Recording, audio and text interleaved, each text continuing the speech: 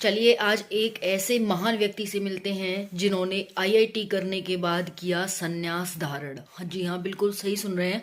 आज हम उनके पिता से सारी बातें करने वाले हैं कि कैसे कैसे उन्होंने संन्यास धारण किया, इतना पढ़ लिख करके संन्यास धारण किया, क्या उनकी विचारधारा थी। आजकल लोग आईआईटी करने के लिए तरसते हैं और उन्होंने आईआईटी करने के बाद बहुत सारे ऑफर मिले, ठुकरा करके उन्होंने संन्यास ग्रहण किया और आज एक बाबा का जीवन जी रहे हैं वो। चलिए जानते हैं इनके पिता से। पढ़ते समय वो शुरू में तो 3 क्लास तो वो ये न्यूटन पब्लिक स्कूल है कोसली रोड के ऊपर, फिर 5वीं तक उसने विवेकानंद आर्य नगर में है उससे की थी। उसके बाद में लॉरेंस में चला गया था।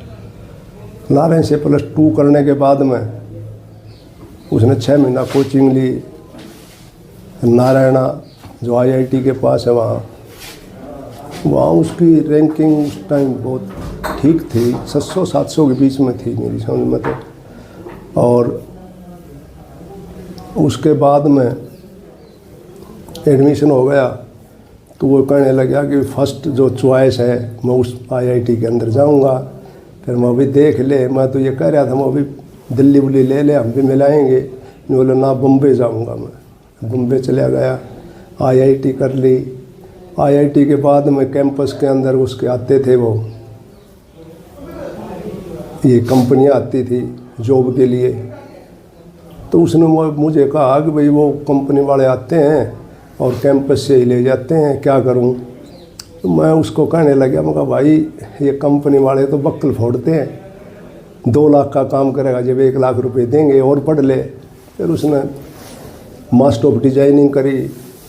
उस दौरान फोटोग्राफी का भी उसने काफ़ी चाव था, साथ साथ फोटोग्राफी का भी उसने मामला जोड़ा, वो भी उसकी अच्छी प्रोग्रेस मिली।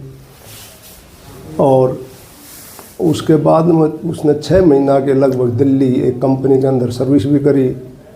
फिर वो जो बेटी थी वो कनाडा थी, वो कनाडा ले गई उसने, 2-2.5 साल तक वहाँ भी उसने सर्विस करी कंपनी में, जो एक अच्छी वो रेपुटेड कंपनी थी उसमें।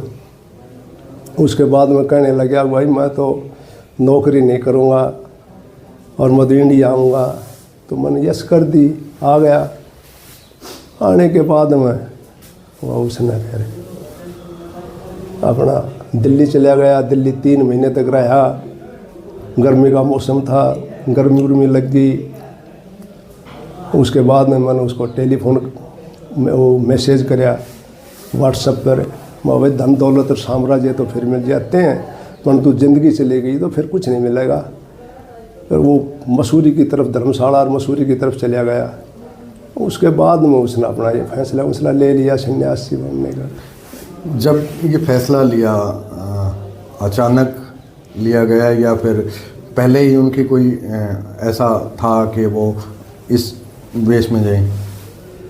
वैसे तो इस साइड में तो उसका काफ़ी अर्धकुंभ था, उज्जैन में भी वो गया था, घूमता फिरता तो वो रहता था हमेशा। क्योंकि एक मेरे पास एक किताब थी राहुल संस्कृत्यान की घुमक्कड़ शास्त्र, वो भी उसने पढ़ी थी और उससे वो उस किताब से काफ़ी प्रभावित भी था। और फिर यहाँ सर्दियों के मौसम में तो वो उत्तरी भारत में शिमला मसूरी साइड में चला जाया करता।